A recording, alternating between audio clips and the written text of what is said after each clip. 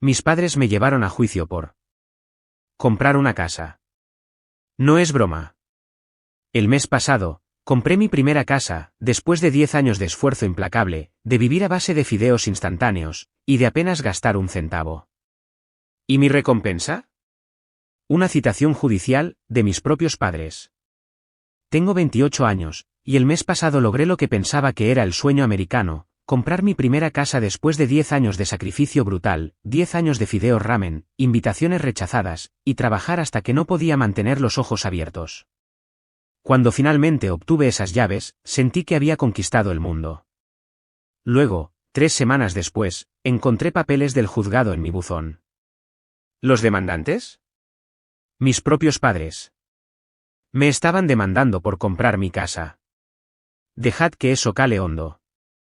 Antes de sumergirme en esta pesadilla, dejad un comentario diciéndome desde dónde estáis viendo esto, y no olvidéis darle a me gusta y suscribiros. Creedme, querréis quedaros para escuchar cómo la propia familia de alguien podría intentar robarle su sueño. Creciendo en un barrio de clase media en Boston, nunca pensé que mi infancia fuera particularmente inusual. Mis padres, Susan y David Miller, nos proporcionaron una vida cómoda a mí y a mi hermano menor, Kevin. Teníamos una bonita casa en los suburbios, tomábamos vacaciones familiares anuales a Cape Cod, y nunca nos preocupamos por poner comida en la mesa. Desde fuera, parecíamos la familia americana perfecta, pero bajo esa superficie pintoresca, había una realidad diferente. Mis padres, particularmente mi madre, controlaban cada aspecto de nuestras vidas, especialmente nuestras finanzas. Cuando otros niños recibían pagas que podían gastar como quisieran, la mía venía con hojas de cálculo. Literalmente. Desde los 10 años, tuve que dar cuenta de cada centavo que gastaba y justificar mis compras a mi madre durante nuestras revisiones financieras semanales. Emily, gastaste $7 en el centro comercial el sábado pasado. ¿Qué compraste?, preguntaba mamá, mirando por encima de sus gafas de leer mi informe de gastos. Solo unas pinzas para el pelo, mamá. Estaban de oferta. ¿Necesitabas pinzas nuevas? Ya cuento 17 en tu cajón. Este nivel de escrutinio me siguió durante toda mi adolescencia. Cuando conseguí mi primer trabajo a tiempo parcial a los 16 años, trabajando en la tienda de comestibles local, mis padres insistieron en que abriera una cuenta bancaria conjunta con ellos para que pudieran guiar mis hábitos de ahorro. Lo que esto realmente significaba era que supervisaban cada transacción, y cuestionaban cualquier cosa que consideraran innecesaria. Mi hermano, Kevin, 2 años menor que yo, manejó su microgestión financiera de manera diferente. Él la abrazó, internalizó sus valores, y se convirtió en el perfecto protegido financiero. Mientras yo soñaba con la independencia, Kevin parecía cómodo con la supervisión, a menudo informando a nuestros padres sobre mis gastos sospechosos, como una especie de vigilante financiero. Cuando tenía 17 años, descubrí que mi madre había estado abriendo mi correo, incluidas las ofertas de becas universitarias e información de ayuda financiera. La confrontación que siguió reveló sus verdaderas intenciones. La universidad es un gasto innecesario, declaró. Puedes vivir en casa, ir a un college comunitario, y contribuir al fondo familiar en su lugar. El fondo familiar era algo que mis padres habían mencionado con creciente frecuencia a medida que llegábamos a nuestra adolescencia. Aparentemente, se esperaba que cada Miller contribuyera con una porción significativa de sus ingresos a esta olla colectiva que mis padres controlaban. Su propósito permanecía convenientemente vago, pero la expectativa era clarísima. Esa noche, tomé una decisión que definiría la próxima década de mi vida: iba a liberarme de su control financiero, costara lo que costara. Solicité todas las becas disponibles, trabajé turnos extra, y ahorré en una cuenta secreta que abrí usando la dirección de mi amiga para los extractos. Cuando llegaron las cartas de aceptación, elegí una universidad a 3 estados de distancia con el mejor paquete de ayuda financiera. La noche que les dije a mis padres que me iba, la cara de mi padre se puso de un tono morado que nunca antes había visto. Estás tirando por la borda todo lo que hemos construido para esta familia, dijo, su voz peligrosamente baja. Si sales por esa puerta, no esperes nuestro apoyo. Mi hermano, Kevin, observaba desde la escalera, su expresión una mezcla de conmoción y desaprobación. ¿Cómo puedes ser tan egoísta?, preguntó más tarde esa noche. Solo quieren lo mejor para nosotros. Pero yo sabía que no era así. A la mañana siguiente, me fui a la universidad con 2 maletas y apenas suficiente dinero para los libros de mi primer semestre. Lo que siguió fueron 4 años de extremas dificultades económicas. Compaginé clases a tiempo completo con 2 trabajos a tiempo parcial. Viví con el plan de comidas más barato, y recogía comida extra de los eventos del campus. Nunca fui a casa en vacaciones, trabajando en su lugar para ganar paga y media. La predicción de mis padres de que volvería arrastrándome después de experimentar la vida real nunca se materializó. En cambio, me gradué con honores, una montaña de deuda estudiantil, y una feroz determinación de construir mi propia independencia financiera completamente bajo mis propios términos. El costo fue alto. Para el día de la graduación, no había hablado con mis padres en casi 3 años. Kevin asistió a mi ceremonia de graduación, pero pasó la mayor parte del tiempo tratando de negociar una reconciliación que siempre incluía la misma estipulación: necesitaba reconocer mi obligación financiera con la familia. Me negué. A medida que avanzaba en mi vida postuniversitaria, llevaba conmigo tanto la carga de estar financieramente sola en el mundo, como la determinación de que algún día tendría algo que fuera verdaderamente mío, algo que nadie pudiera controlar, monitorear, o quitarme. Poco sabía que este sueño eventualmente me llevaría a enfrentar a mi propia familia en los tribunales. Después de graduarme de la universidad, conseguí un puesto de nivel inicial en una firma de marketing en Filadelfia. El salario inicial era de $13.200, no terrible para un primer trabajo, pero apenas suficiente para vivir cómodamente en una ciudad importante, especialmente con $45.000 en préstamos estudiantiles sobre mi cabeza. Pero tenía un plan, uno que requeriría una disciplina y un sacrificio extraordinarios. Alquilé una habitación diminuta en una casa destartalada con otros 3 compañeros de piso. Mi espacio apenas medía 9 por 7 pies, esencialmente un vestidor convertido, pero solo costaba $400 al mes, servicios incluidos. El baño comunitario siempre estaba sucio, la cocina olía perpetuamente a que alguien había quemado curry, y la privacidad era inexistente, pero era barato, y barato era lo que necesitaba. Mi rutina diaria era brutal.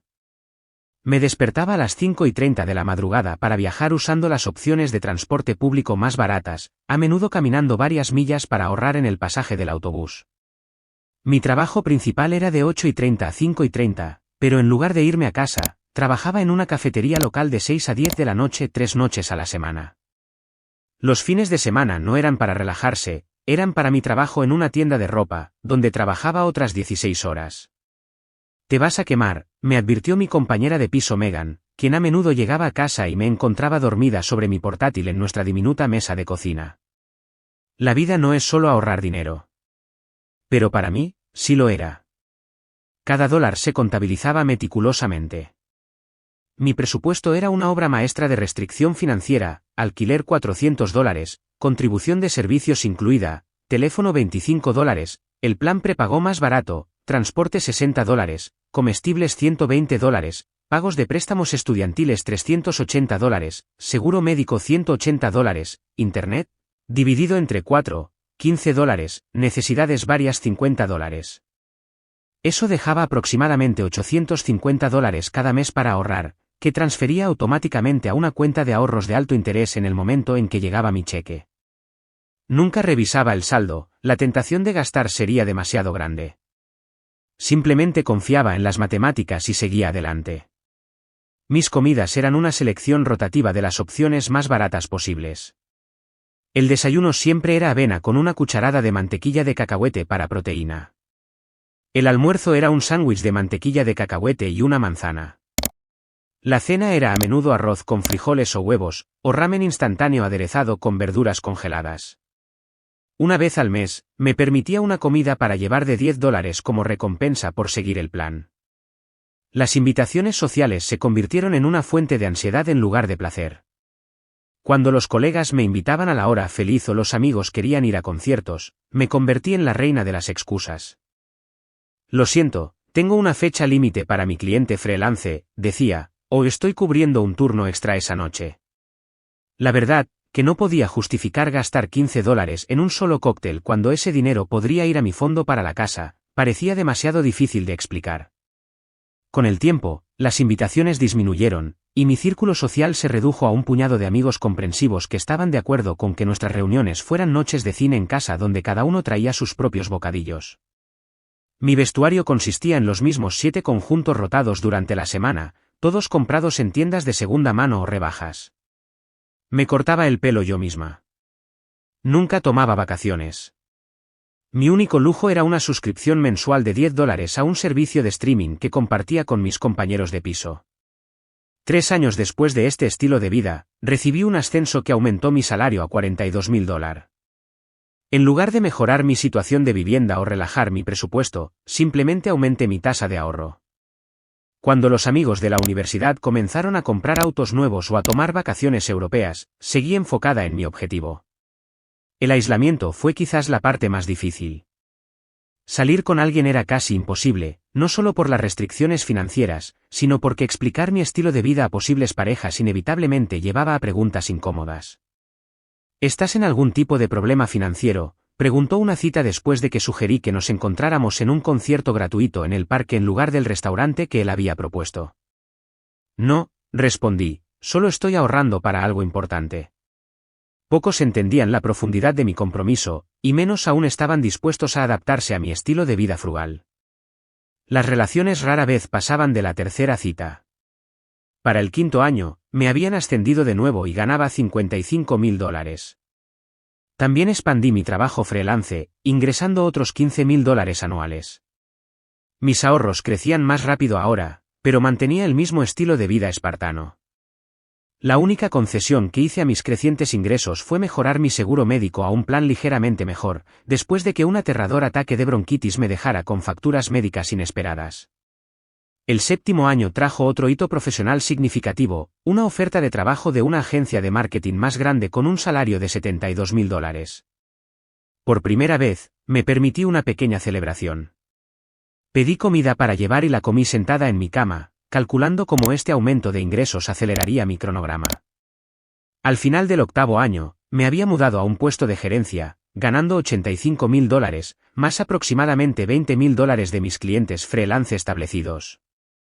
Mi situación de vivienda había mejorado ligeramente, ahora alquilaba un pequeño estudio por $750 al mes, pero por lo demás, mi estilo de vida seguía prácticamente sin cambios.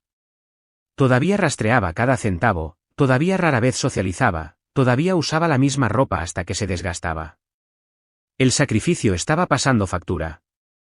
Desarrollé insomnio, rechinando los dientes por la noche mientras inconscientemente calculaba y recalculaba mis proyecciones de ahorro.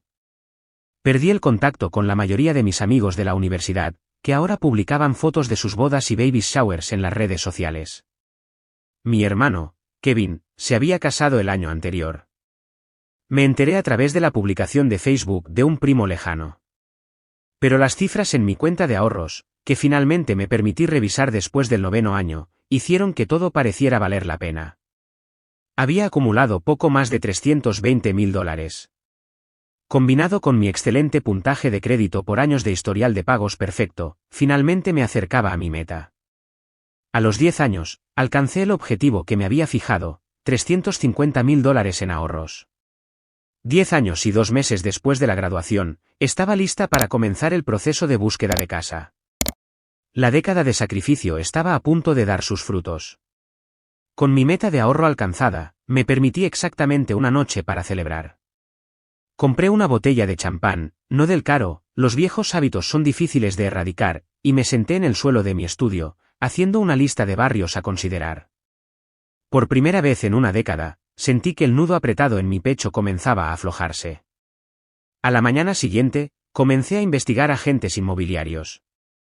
Necesitaba a alguien que entendiera mi situación financiera y respetara el estricto presupuesto que me había fijado. Después de entrevistar a 3 agentes diferentes, elegí a Amanda Davis, una mujer directa de unos 40 años que se especializaba en compradores de primera vivienda. La mayoría de la gente viene a mí con sueños de champán y presupuestos de cerveza, dijo durante nuestra primera reunión. Tú eres lo opuesto, tienes un presupuesto sólido pero expectativas muy modestas. Te encontraremos algo perfecto. La evaluación de Amanda del mercado fue honesta pero alentadora. Con mi presupuesto, podía permitirme una casa decente en varios barrios en desarrollo alrededor de Filadelfia. No sería una propiedad de lujo, pero sería mía. No necesito lujo, expliqué. Necesito una construcción sólida, costos de servicios razonables, y que no necesite reparaciones importantes en los próximos 5 años. Después de una década de ahorro, no iba a hundir mis fondos en un pozo sin fondo. El proceso de búsqueda de casa fue tanto estimulante como agotador. En el transcurso de 2 meses, vi 37 propiedades. Algunas fueron eliminadas inmediatamente, daños por agua en el sótano, sistemas eléctricos obsoletos que necesitarían una revisión completa, o ubicaciones demasiado lejos del transporte público. Otras eran más tentadoras pero, en última instancia, no adecuadas, una encantadora casa adosada con pisos de madera originales pero con una fontanería que hizo que Amanda hiciera una mueca, una espaciosa casa colonial con un hermoso patio pero en una zona inundable que haría que el seguro fuera prohibitivamente caro. Esto es normal, me aseguró Amanda después de otra visita decepcionante. Encontrar la casa adecuada es como tener citas. Tienes que besar muchas ranas. Luego, un martes lluvioso, visitamos una modesta casa de 3 habitaciones en un barrio que estaba en auge. No era perfecta, la cocina necesitaba actualizarse, el patio trasero era pequeño, y los dueños anteriores habían elegido algunos colores de pintura cuestionables. Pero la estructura era buena. El techo solo tenía 5 años, la caldera había sido reemplazada recientemente, y la ubicación estaba a 15 minutos a pie de la estación de tren.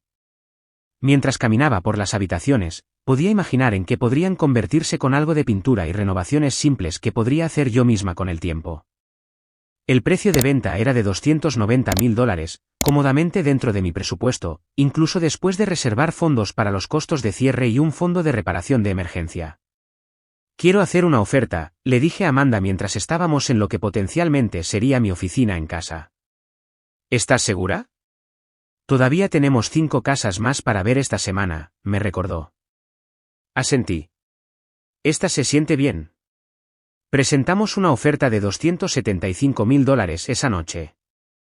A la mañana siguiente, el vendedor contraofertó con $285.000.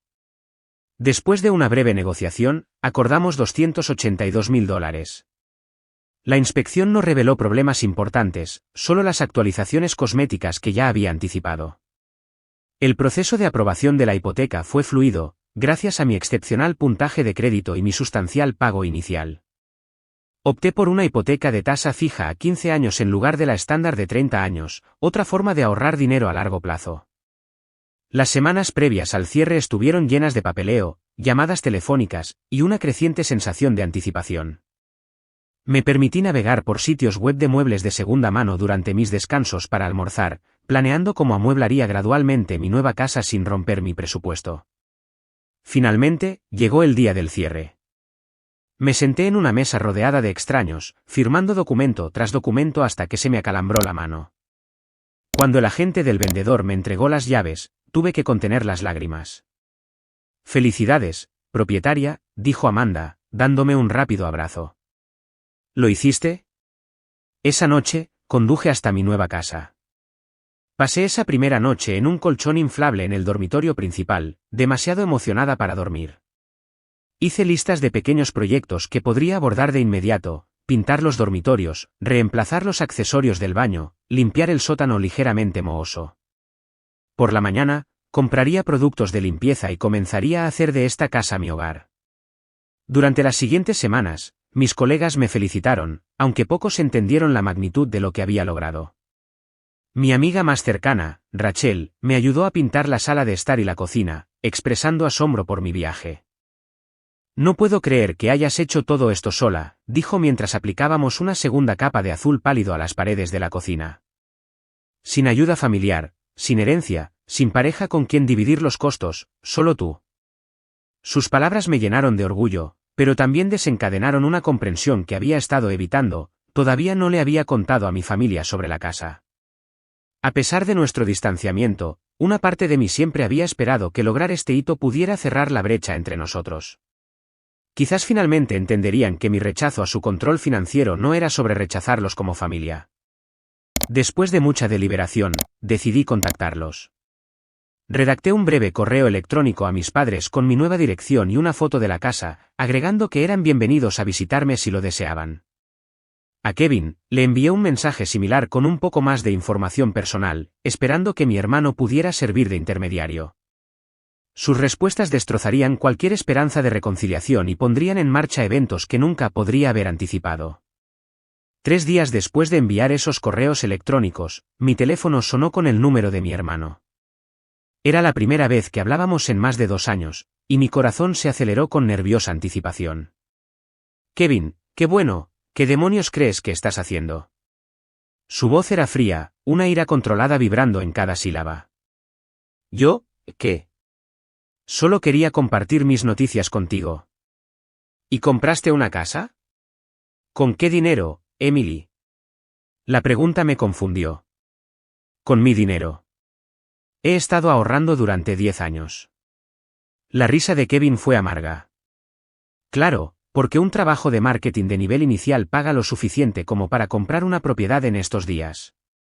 Intenté explicar mi viaje de múltiples trabajos, la frugalidad extrema, los ascensos, pero me interrumpió. Mamá y papá quieren verte. Este domingo. Cena familiar a las 6. Colgó antes de que pudiera responder. Ese domingo, conduje las 2 horas hasta la casa de mis padres con un nudo en el estómago. La casa se veía exactamente como la recordaba, sus mismos setos cuidadosamente recortados, el mismo revestimiento beige, el mismo letrero de bienvenida de cerámica que mi madre había pintado en una clase comunitaria años atrás. Mi padre abrió la puerta antes de que pudiera llamar. Había envejecido desde la última vez que lo vi, más canas en su cabello, líneas más profundas alrededor de su boca. ¿Emily? Sin abrazo, sin sonrisa, solo mi nombre mientras se hacía a un lado para dejarme entrar. En el comedor, mi madre estaba poniendo la mesa con la vajilla buena, la reservada para Acción de Gracias y Navidad. Kevin y su esposa, Olivia, estaban sentados rígidamente en el sofá. Nadie parecía feliz de verme. La cena fue un asunto tenso. Comimos el estofado de mi madre en casi silencio, roto solo por los nerviosos intentos de Olivia de hablar sobre el clima inusualmente cálido. Cuando mi madre sacó pastel de manzana para el postre, mi favorito de la infancia, tontamente pensé que podría señalar un deshielo. Mientras tomaba mi primer bocado, mi padre carraspeó. Entonces, Emily, cuéntanos sobre esta casa. Describí la propiedad con cauteloso entusiasmo, mencionando el vecindario, el pequeño patio, mis planes de renovación. ¿Y cuánto costó esta casa?, preguntó mi madre, con el tenedor suspendido a medio camino de su boca. $282.000, respondí honestamente. Es una suma considerable, dijo mi padre. ¿Y lograste ahorrar todo esto tú sola? ¿Sin ayuda? Sí, he estado trabajando en múltiples empleos y viviendo de manera extremadamente frugal. No ha sido fácil. Pero eso no es posible, interrumpió mi madre, dejando su tenedor con un agudo tintineo contra la porcelana. No con tu salario y tus préstamos estudiantiles. Me han ascendido varias veces, y hago trabajo freelance por mi cuenta, expliqué, mi apetito desapareciendo. Puedo mostrarles mis registros de ahorro si no me creen, lo que creemos, dijo mi padre, su voz peligrosamente baja, es que has tomado lo que no es tuyo. La acusación flotó en el aire como un gas nocivo. Miré alrededor de la mesa, la mandíbula apretada de mi padre, los labios finos de mi madre, la negativa de Kevin a mirarme a los ojos. ¿De qué estáis hablando? No he tomado nada de nadie. La risa de mi madre fue quebradiza. 10 años sin contribuir al fondo familiar. 10 años guardando lo que debería haberse compartido. Y ahora ostentas tu egoísmo comprando una propiedad. Luché por comprender lo que estaba diciendo. ¿El fondo familiar? Pero no he vivido en casa ni he recibido ningún apoyo financiero de vosotros desde que me fui a la universidad. Así no funciona la familia, Emily, dijo mi padre. Todos contribuyen. Todos se benefician. Tu hermano ha estado contribuyendo con el 30% de sus ingresos desde que comenzó a trabajar. Ese fondo estaba destinado a todos nuestros futuros, incluido el tuyo, eventualmente. Pero nunca me dijisteis para qué era el dinero, protesté. Y me he estado manteniendo completamente sola. Esa fue tu elección, espetó mi madre, pero la obligación permanece. Calculamos que debes aproximadamente $95.000 al fondo familiar, basándonos en lo que deberían haber sido tus ingresos estos últimos 10 años. Casi me ahogo. ¿Esperáis que os dé $95.000? ¿Para qué? Para tu familia, finalmente habló Kevin, levantando la vista con decepción grabada en su rostro. Olivia y yo hemos retrasado tener hijos porque estamos contribuyendo responsablemente. Hemos pospuesto comprar nuestra propia casa.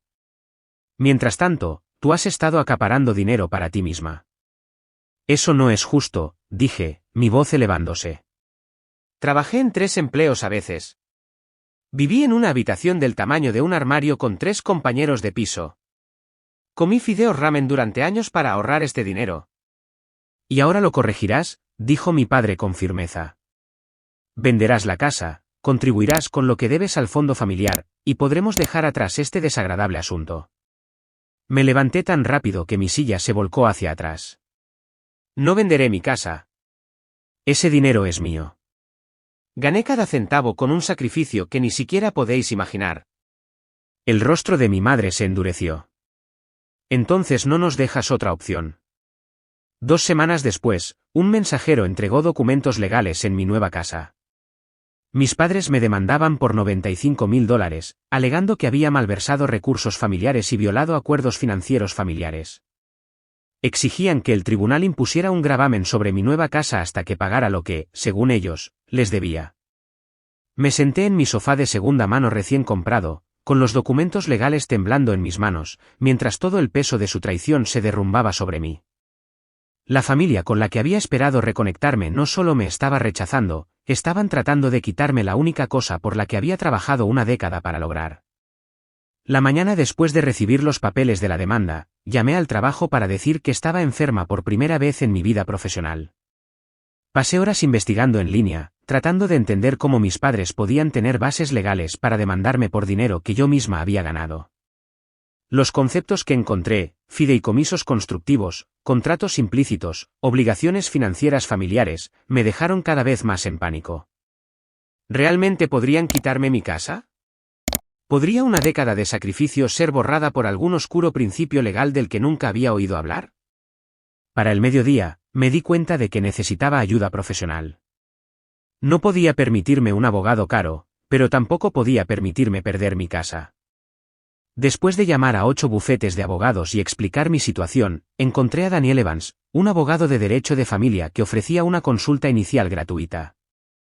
Esto es inusual, dijo Daniel, revisando los documentos de la demanda en su modesta oficina más tarde ese día.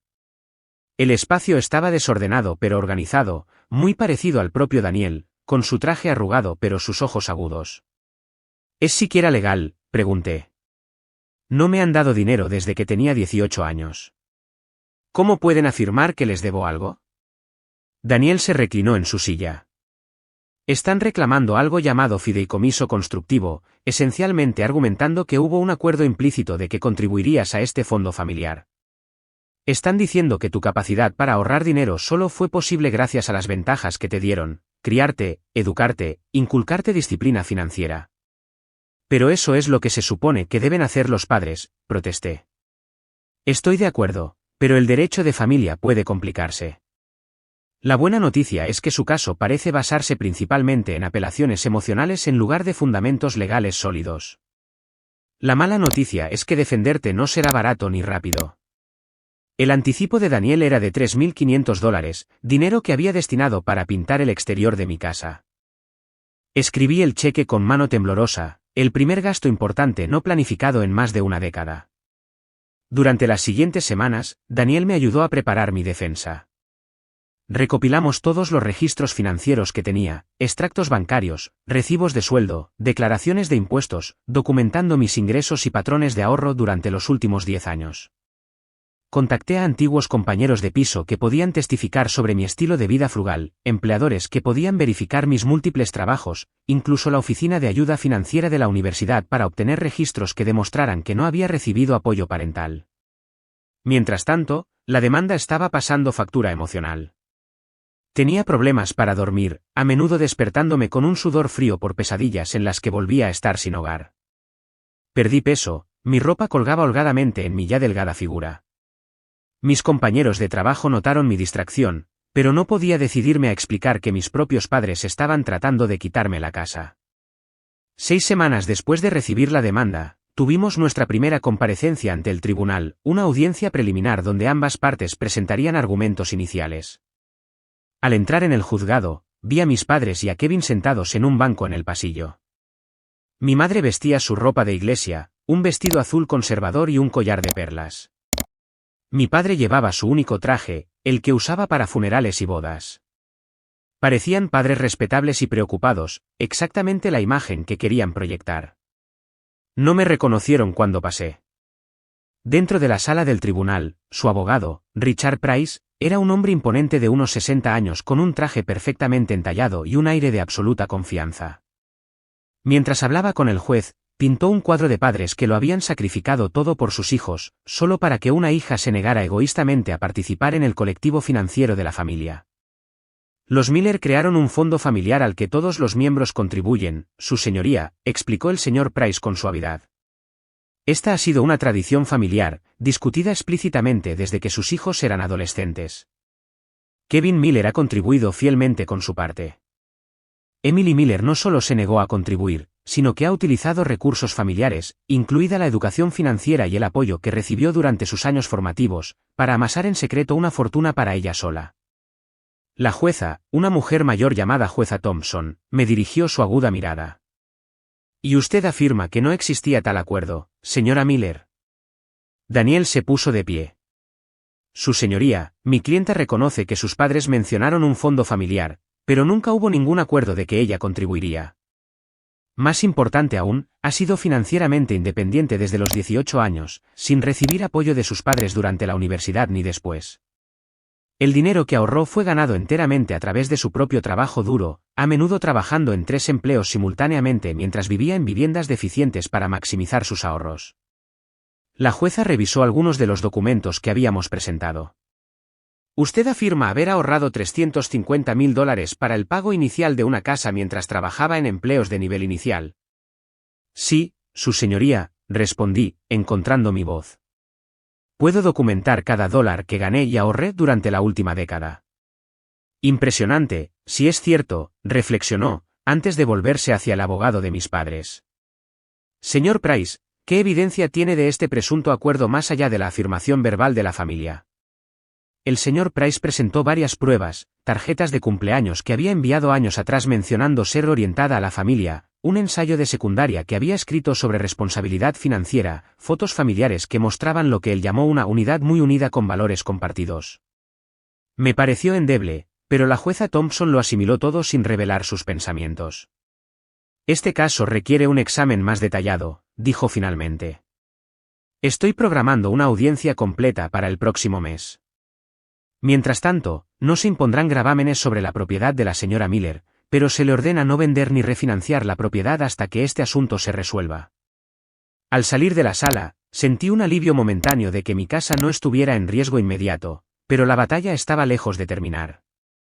Primer asalto para nosotros, dijo Daniel en voz baja mientras recogíamos nuestros documentos. Pero volverán más fuertes. Probablemente intentarán tomar declaración a algunos de tus amigos, colegas, quizás incluso a tus compañeros de piso de la universidad, buscando cualquier declaración que pudieras haber hecho sobre obligaciones financieras familiares. Las siguientes semanas fueron un torbellino de preparativos. Tomé tiempo libre no remunerado del trabajo para ayudar a Daniel a preparar nuestro caso, lo que tensó aún más mis ahora limitadas finanzas. Recopilamos documentación adicional, cartas de antiguos empleadores elogiando mi ética de trabajo, declaraciones de funcionarios de ayuda financiera de la universidad confirmando que no había recibido apoyo parental, incluso recibos que demostraban mi extrema frugalidad a lo largo de los años. El abogado de mis padres envió intimidantes solicitudes de documentos, desde mis diarios de infancia hasta registros de cada conversación que había tenido sobre el fondo familiar. Daniel me aseguró que eran en gran medida tácticas de miedo y me ayudó a responder solo a las solicitudes legales legítimas. 2 días antes de la audiencia completa, recibí un mensaje de texto de Kevin: no es demasiado tarde para arreglar esto. Vende la casa, contribuye con lo que debes, y podremos volver a ser una familia. No respondí. La mañana de la audiencia llegó con un nudo de ansiedad tan apretado en mi estómago que no pude desayunar. Me vestí con el atuendo más profesional que tenía, un vestido azul marino que había encontrado en una tienda de consignación años atrás, guardado para reuniones importantes con clientes. La sala del tribunal parecía más concurrida esta vez. Mis padres habían traído a varios amigos de la familia como testigos de carácter. Reconocí a mi tía Carol, la hermana de mi padre, que siempre se había puesto del lado de mis padres en cualquier disputa familiar.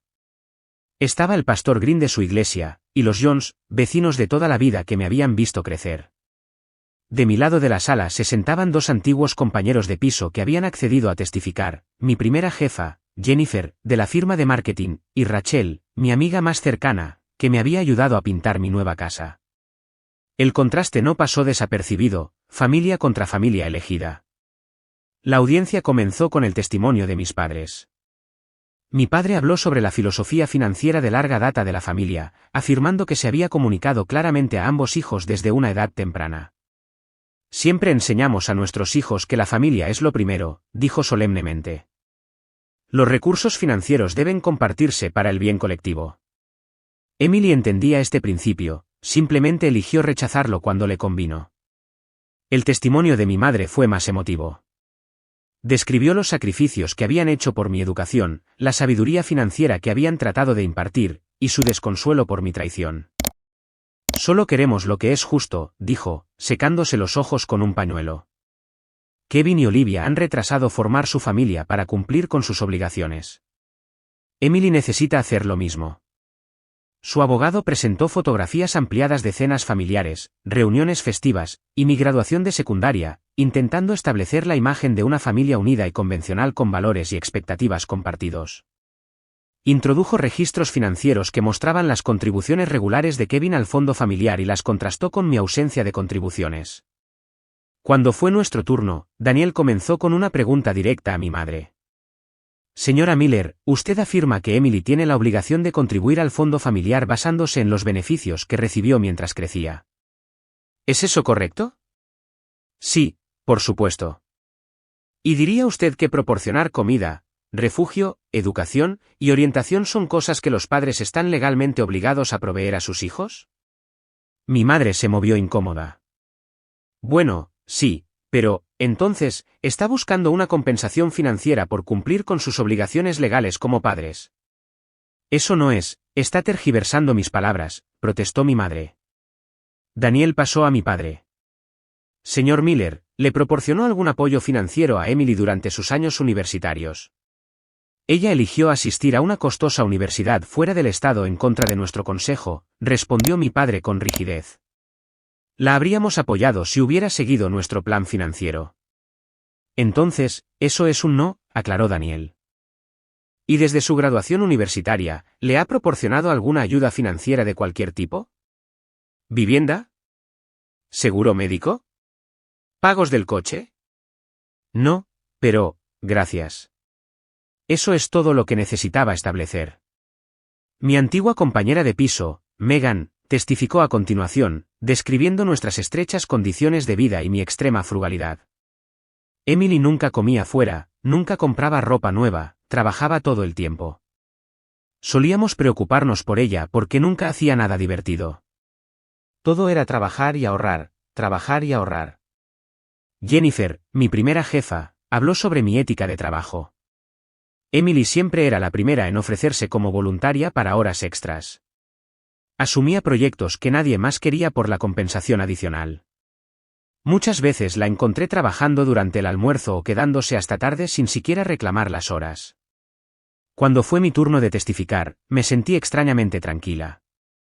El shock y el dolor iniciales se habían cristalizado en algo más duro, más resuelto. Señora Miller, comenzó Daniel, ¿podría explicarle al tribunal cómo ahorró suficiente dinero para comprar su casa? Detallé mi viaje financiero de múltiples trabajos, los diminutos espacios de vida, los años de fideos ramen, y las invitaciones sociales rechazadas. Expliqué mi sistema de presupuesto, las transferencias automáticas a ahorros, los ascensos que había ganado a través de la dedicación y el trabajo duro. ¿Sus padres le proporcionaron alguna ayuda financiera durante este periodo de 10 años?, preguntó Daniel. Ninguna, dije con firmeza. He sido completamente independiente financieramente desde que me fui a la universidad a los 18 años. ¿Y hubo alguna vez un acuerdo explícito de que usted contribuiría a este fondo familiar? No. Se mencionó como algo que esperaban, pero nunca estuve de acuerdo. Después de que me fui a la universidad, dejaron claro que estaba sola financieramente si no seguía sus planes. El contrainterrogatorio del abogado de mis padres fue agresivo, intentando hacerme tropezar sugiriendo que me había beneficiado de la sabiduría financiera familiar y los privilegios que permitieron mis ahorros. ¿No es cierto?, preguntó con una sonrisa de suficiencia, que la misma disciplina financiera que usó para ahorrar este dinero fue inculcada por sus padres. Hice una pausa, considerando mi respuesta cuidadosamente. La disciplina financiera que mis padres me enseñaron era sobre control, no independencia. Lo que hice, trabajar en múltiples empleos, vivir en condiciones deficientes, sacrificar cualquier calidad de vida durante una década, no fue lo que ellos me enseñaron.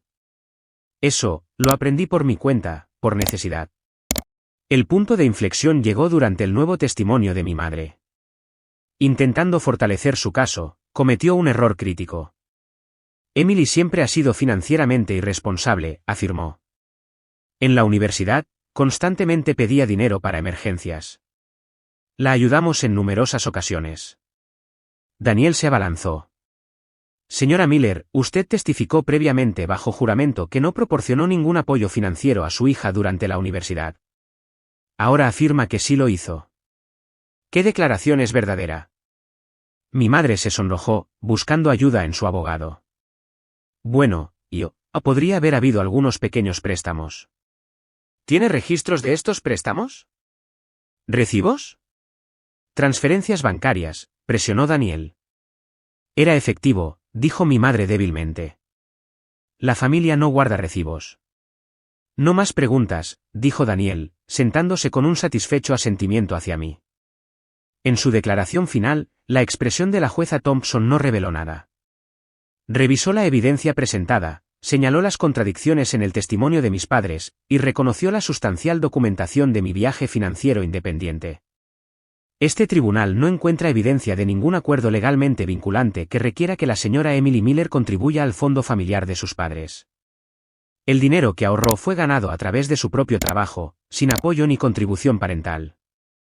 La demanda de los demandantes es desestimada. Miró directamente a mis padres.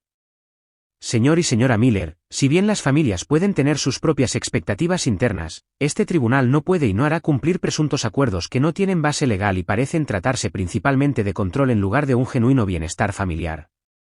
El mazo cayó con un golpe definitivo que pareció hacer eco de la ruptura de los tenues lazos familiares que quedaban. El periodo inmediatamente posterior al fallo de la jueza fue confuso. Daniel me estrechó la mano con firmeza, su rostro usualmente serio se transformó en una sonrisa de satisfacción. Felicidades. Tu casa está a salvo. Debería haberme sentido triunfante, en cambio, me sentí vacía. Miré al otro lado de la sala donde estaban sentados mis padres, el rostro de mi madre hundido entre sus manos, el brazo de mi padre alrededor de sus hombros, su expresión pétrea. Kevin estaba cerca, susurrando algo a su abogado, lanzándome miradas ocasionales. Mientras recogía mis documentos, un oficial del tribunal se acercó. Señora Miller, su familia está siendo escoltada por separado para evitar cualquier confrontación. Puede salir por las puertas principales en unos 10 minutos. Asentí aturdida, agradeciéndole la consideración que no se me había ocurrido solicitar. Daniel me ayudó a guardar nuestras pruebas en mi desgastada bolsa de mensajero, dándome consejos prácticos sobre cómo presentar la sentencia y asegurar que el caso se cerrara formalmente en los registros de propiedad. ¿Apelarán?, pregunté en voz baja. Podrían intentarlo, pero no tienen fundamentos. La jueza fue muy clara, me aseguró Daniel. Esto se acabó, Emily. Ganaste. Sin embargo, la victoria no se parecía en nada a lo que había imaginado. Mientras esperaba que mis padres se fueran, me senté sola en la sala ahora vacía, la magnitud de lo sucedido asentándose sobre mí. No solo había luchado contra mi familia en los tribunales, sino que había expuesto públicamente la disfunción que había moldeado mi vida. No habría reconciliación, ni cenas familiares felices en mi nueva casa, ni curación de viejas heridas. Cuando finalmente salí del juzgado, entré en la brillante luz del sol de la tarde, sintiéndome a la vez más ligera y más pesada, libre de la amenaza inmediata pero cargada por la finalidad de la ruptura familiar. Estaba a mitad de camino hacia mi coche cuando oí pasos que se acercaban rápidamente por detrás. Emily, espera. La voz de Kevin. Me giré instintivamente, tensándome. Se detuvo a unos metros de distancia, con el rostro sonrojado, ya fuera por correr o por la emoción. ¿Cómo pudiste hacerles eso? ¿Tienes idea de cómo los hace ver esto? La vergüenza que has causado. Estudié el rostro de mi hermano, los rasgos familiares contorsionados por una ira que parecía provenir de un lugar de genuino dolor. Por un momento, sentí un destello de duda. ¿Había sido demasiado dura, demasiado intransigente? Entonces recordé la última década de sacrificio, las vacaciones solitarias, las comidas omitidas para ahorrar unos $, las noches pasadas trabajando hasta el agotamiento mientras mis compañeros construían carreras, relaciones, vidas, todo conduciendo al momento en que mis propios padres intentaron quitármelo todo mediante la manipulación legal. ¿Cómo pude? Repetí, mi voz sorprendentemente firme. ¿Cómo pudieron ellos demandar a su propia hija por dinero que ella misma ganó? ¿Cómo pudiste apoyarlos en esto? Nunca se trató del dinero, insistió Kevin, bajando la voz mientras una pareja pasaba junto a nosotros en las escaleras del juzgado. Se trata de lealtad familiar, de poner el bien colectivo por encima de los deseos individuales. No, Kevin, se trata de control. Siempre lo ha sido. Se pasó una mano por el pelo, un gesto tan familiar que me dolió el corazón a pesar de todo. Siempre has sido egoísta, siempre pensando solo en ti misma. ¿Es eso lo que realmente, no entiendes? Entiendo perfectamente, interrumpí. Entiendo que mamá y papá te han convencido de que la familia significa renunciar a tu autonomía, que el amor es condicional al cumplimiento.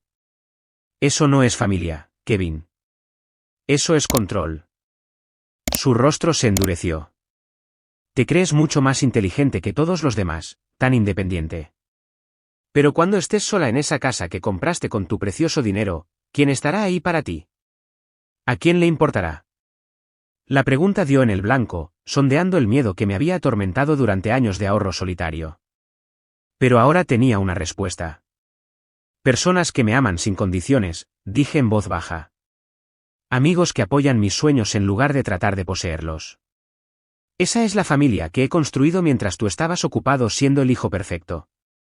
Kevin retrocedió como si lo hubiera empujado físicamente. Tienen razón sobre ti. No solo eres egoísta, eres cruel. Siento que te sientas así, dije, y lo decía en serio.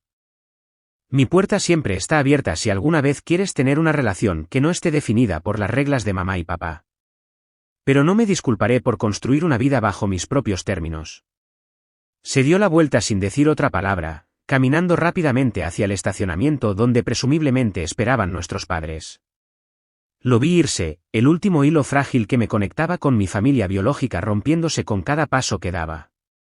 Esa noche, me senté en el suelo de mi sala de estar, rodeada por los escasos muebles que había seleccionado cuidadosamente para mi hogar. La victoria se sentía a la vez profunda y dolorosa. Había defendido mi derecho a los frutos de mi trabajo, pero a costa de cualquier esperanza de reconciliación familiar. Tomé mi teléfono y llamé a Rachel. Se acabó, le dije cuando contestó. Gané. Eso es increíble, exclamó. Deberíamos celebrar. Traeré champán, del bueno esta vez. Me encontré sonriendo a pesar de todo. ¿Podrías traer también a esos amigos que mencionaste? ¿Los que son buenos pintando? Creo que es hora de que finalmente termine de hacer de esta casa un hogar. 2 horas después, mi sala de estar vacía estaba llena de Rachel y 4 de sus amigos, todos armados con brochas, pizza, y genuinas felicitaciones. Mientras trabajábamos pintando el pasillo del suave verde que había seleccionado cuidadosamente meses atrás, me di cuenta de algo importante: la familia no siempre es a quien naces, a veces es a quien eliges y quien te elige a ti. Las semanas siguientes a la victoria judicial trajeron una extraña mezcla de paz y dolor. Con la amenaza legal eliminada, finalmente pude concentrarme en instalarme de verdad en mi hogar. Pinté cada habitación con colores que había investigado meticulosamente para lograr el equilibrio perfecto entre calma y energía. Recorrí tiendas de segunda mano y rebajas en busca de muebles que expresaran mi estilo personal en lugar de simplemente satisfacer necesidades funcionales mínimas. Lentamente, mi casa comenzó a sentirse como un hogar ganado con sacrificio y protegido con determinación. Pero las secuelas emocionales de la batalla judicial persistieron. Me despertaba en medio de la noche, con el corazón acelerado, por sueños en los que volvía a estar en esa sala del tribunal, las acusaciones de mis padres resonando en las paredes. Revisaba mi teléfono compulsivamente, una parte de mí todavía esperando un mensaje de Kevin que nunca llegó. Rachel notó mi lucha durante una de nuestras cenas semanales, una nueva tradición donde los amigos se turnaban para organizar comidas sencillas en sus casas. Ganaste el caso, Emily, pero sigues luchando contra algo, observó mientras me ayudaba a lavar los platos después de que todos los demás se habían ido. ¿Has pensado en hablar con alguien profesionalmente? Quiero decir. Inicialmente me había resistido a la idea, la terapia parecía un gasto innecesario después de una década de frugalidad extrema. Pero el persistente vacío dentro de mí no podía llenarse con muebles nuevos o pintura fresca. Después de investigar opciones asequibles, encontré a la doctora Elizabeth Adams, una terapeuta que ofrecía tarifas de escala móvil por sus servicios. El distanciamiento familiar es su propio tipo de duelo, explicó la doctora Adams durante nuestra primera sesión. Estás de luto no solo por la relación que tenías, sino por la relación que desearías haber tenido. Durante los siguientes meses, nuestras sesiones semanales me ayudaron a procesar las complejas emociones que había reprimido durante mi viaje de ahorro de 10 años. No solo había estado acumulando dinero, había estado construyendo un muro alrededor de mi corazón, protegiéndome del amor condicional que había moldeado mi infancia. El intento de tus padres de controlar tus finanzas no se trataba realmente de dinero, sugirió la doctora Adams una tarde. El dinero era solo la herramienta que usaban para exigir cumplimiento y castigar la independencia. Entonces, ¿por qué sigo sintiéndome culpable?, pregunté. Como si hubiera hecho algo malo al quedarme con lo que gané. Porque programaron esa respuesta en ti desde la infancia, dijo suavemente. Cuestionar su autoridad, incluso como adulta, desencadena esa vieja culpa. Eso no significa que la culpa esté justificada. Junto con la terapia, expandí lentamente mi círculo social. Los amigos que me habían apoyado durante el caso judicial se convirtieron en figuras habituales en mi vida. Comenzamos un club de cenas mensual que rotábamos entre nuestras casas. Me uní a un huerto comunitario a 3 cuadras de mi casa, encontrando una alegría inesperada en cultivar mis propias verduras. 6 meses después del caso judicial, recibí un mensaje de texto inesperado de Kevin: ¿podemos hablar? Nos reunimos en una cafetería neutral a medio camino entre nuestras casas. La conversación fue incómoda, tensa por el dolor no expresado y los desacuerdos persistentes, pero fue un comienzo. No digo que mamá y papá tuvieran razón, dijo, mirando su taza de café, pero no creo que entiendas cómo tu partida los afectó, nos afectó a todos. Yo no dejé a la familia, Kevin, respondí con cuidado. Dejé su control. Hay una diferencia. Él no estuvo de acuerdo, pero tampoco discutió. Nos separamos con un plan tentativo de reunirnos de nuevo el mes siguiente, en el pequeño puente que comenzaba a formarse sobre el abismo entre nosotros. Mis padres permanecieron distantes. A través de Kevin, supe que le habían dicho a la familia extendida que yo tenía problemas legales, pero no especificaron la naturaleza del caso judicial. La narrativa familiar había sido reescrita para preservar su imagen mientras me presentaban como la hija problemática. Dolió, pero con la ayuda de la doctora Adams, estaba aprendiendo a separar su percepción de mi realidad. No puedes controlar su historia sobre ti, me recordó. Solo puedes vivir tu verdad y dejar que los resultados hablen por sí mismos. Y los resultados estaban hablando. Un año después de ganar el caso judicial, recibí un ascenso significativo en el trabajo. La casa por la que tanto había luchado para conservar aumentaba de valor a medida que el vecindario continuaba desarrollándose. Incluso había comenzado un pequeño fondo de emergencia para otros en situaciones como la mía, personas que escapaban de relaciones financieramente controladoras y que necesitaban apoyo temporal. El cambio más profundo, sin embargo, fue interno. La vigilante ansiedad que me había impulsado a través de una década de ahorro extremo se había suavizado gradualmente. Aprendí a disfrutar de pequeños placeres sin culpa, una comida en un buen restaurante para celebrar un logro laboral, un viaje de fin de semana con amigos a una playa cercana, flores para la mesa de mi cocina solo porque me hacían sonreír. La independencia financiera no se trata solo de tener dinero, me di cuenta durante una sesión de terapia. Se trata de tener la libertad de usar los recursos en alineación con tus propios valores, sin buscar permiso ni aprobación. 18 meses después del caso judicial, Kevin y su esposa, Olivia, tuvieron su primer hijo, una hija a la que llamaron ella. El anuncio del nacimiento vino con una invitación para conocer a mi sobrina, una que acepté con emoción y aprensión. En su modesto apartamento, sosteniendo el pequeño bulto que era mi sobrina, sentí que comenzaba un nuevo capítulo.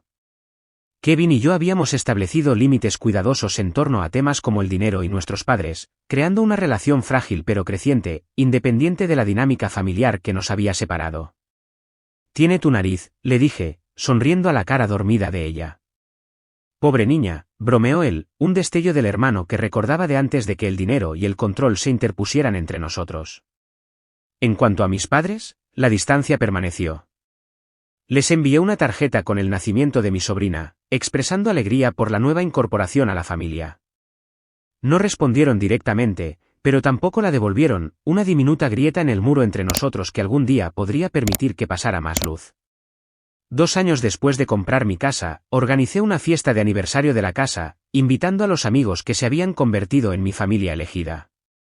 Mientras nos reuníamos en el patio trasero, donde finalmente había instalado el jardín con el que había soñado durante esos años de escasez, miré a mi alrededor la vida que había construido, no solo la casa física, sino la comunidad, la carrera, el sentido de mí misma que nadie podía quitarme.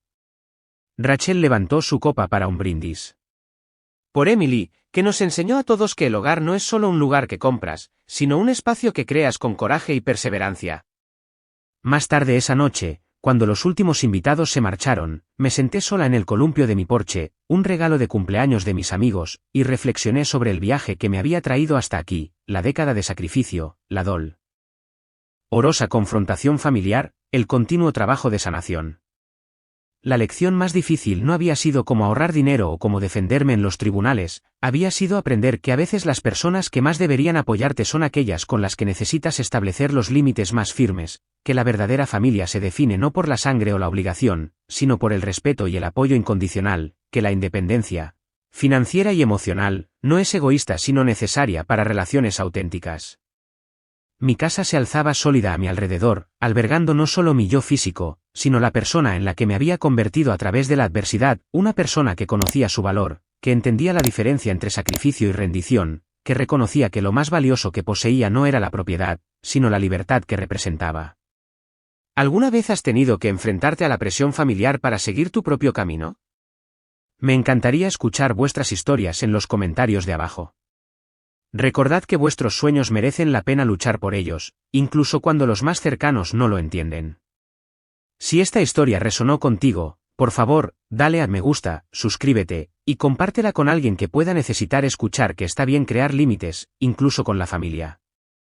Gracias por escuchar mi viaje, y recordad, a veces la familia que elegimos es la que verdaderamente nos ayuda a crecer.